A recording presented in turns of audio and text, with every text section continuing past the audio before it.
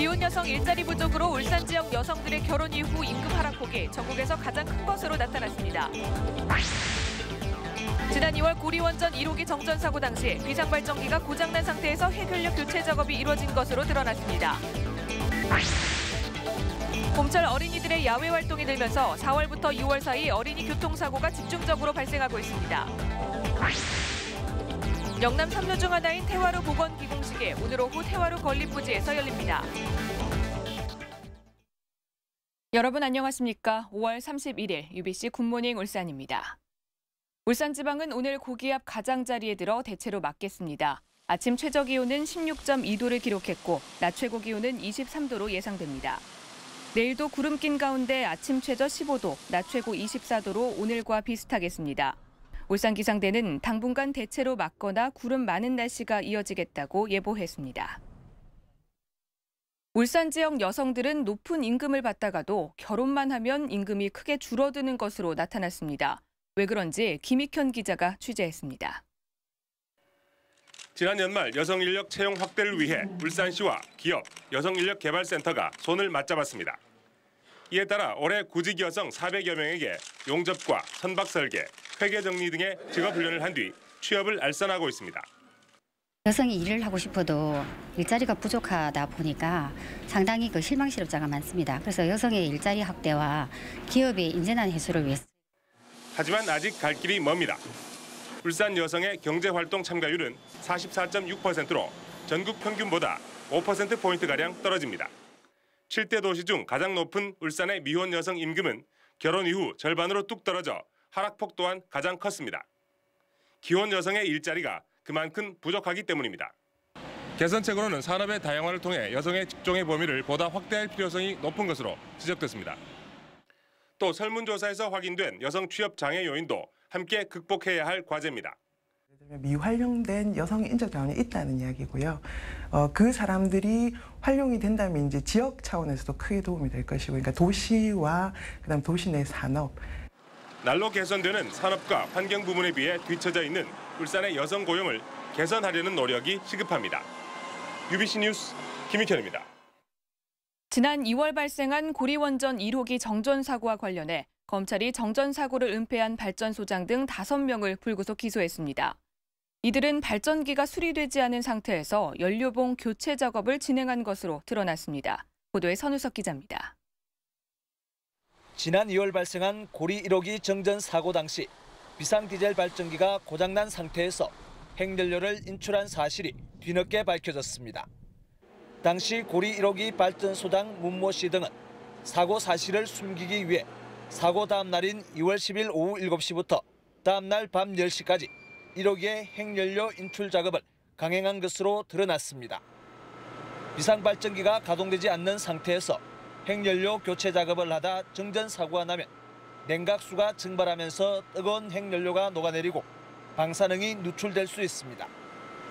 일본 후쿠시마 원전 사고와 비슷한 상황이 생길 수 있다는 얘기입니다.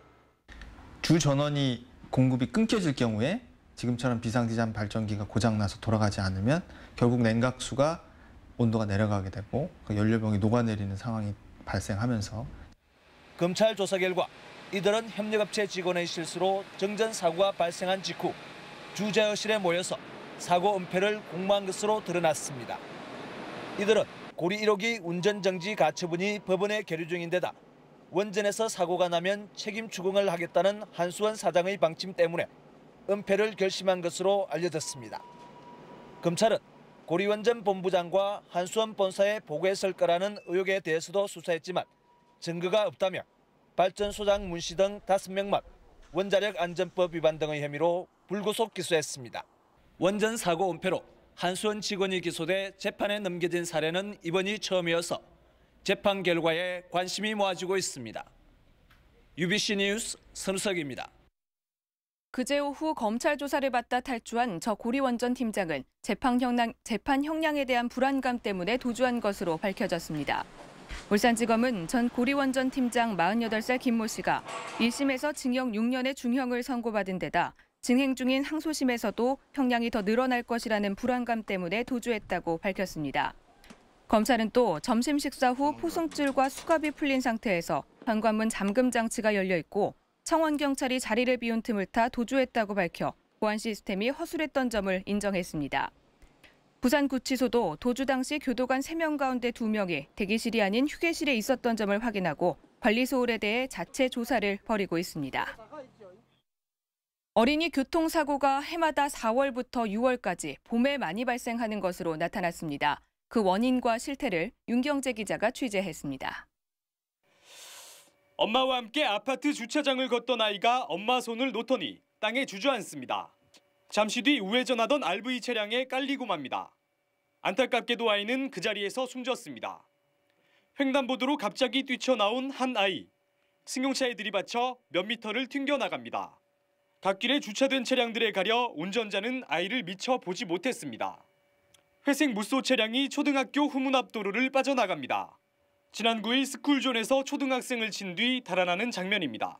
경찰은 이 CCTV를 근거로 울산 지역 모든 무쏘 차량을 조사해 21일 만에 뺑소니범 35살 오모 씨를 검거했습니다. 이 사고들의 공통점은 모두 4월부터 6월 사이에 일어났다는 겁니다. 1년 중에 2분기에 어린이 교통사고가 집중되고 있습니다. 지난 2010년 2분기 교통사고는 87건, 사망자는 4명으로 다른 분기에 비해 눈에 띄게 많습니다. 지난해에도 2분기에 어린이 교통사고가 가장 많았습니다.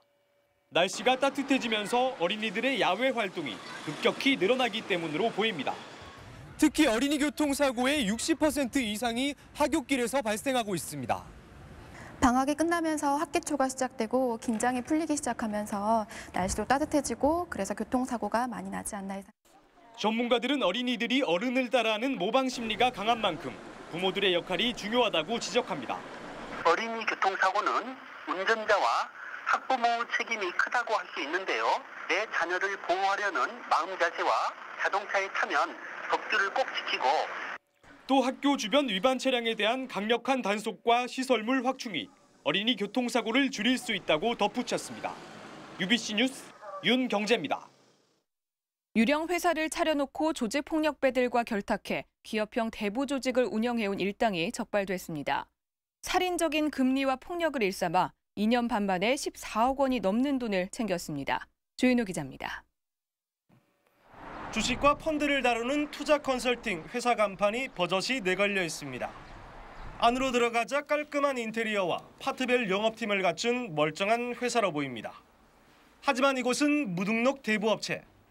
이 회사의 직원 12명 모두는 울산의 유명 폭력 조직 2개파의 조직원들이었습니다. 경찰에 붙잡힌 업체 대표 41살 황모 씨는 2년 8개월 전 학원장 43살 이모 씨 등 2명에게서 10억 원을 투자받아 무등록 대부업체를 차리고 조폭들을 고용했습니다. 돈을 빌린 사람은 급전이 필요한 유흥업소 종업원과 영세 상인들. 몰수와 일수, 수군팀으로 조직을 갖춘 조폭들에게 폭력과 협박은 당연한 일이었습니다. 울산 조직폭력배 과시해가지고 300만 원을 배부하는 경우에 1일 3만 9천 원씩 60일 동안 연이 잡혔을 경우에는 600%가 이 같은 수법으로 대부원금 10억 원은 2년 반 만에 31억 원까지 불어나 이들은 14억 7천만 원의 부당이득을 챙겼습니다. 기본 월급 200만 원에 영업 실적이나 수금 실적에 따라서 대가를 더 지불하는 경우도 있었습니다. 전화나 전단지가 아니고 아는 사람을 통해서 아름아름으로 계속 확장. 경찰은 대부업체 대표 황 씨에 대해 구속영장을 신청하기로 하는 한편 다른 사채업자들도 조폭과 관련이 있는지 수사를 확대하고 있습니다. UBC 뉴스 조인호입니다.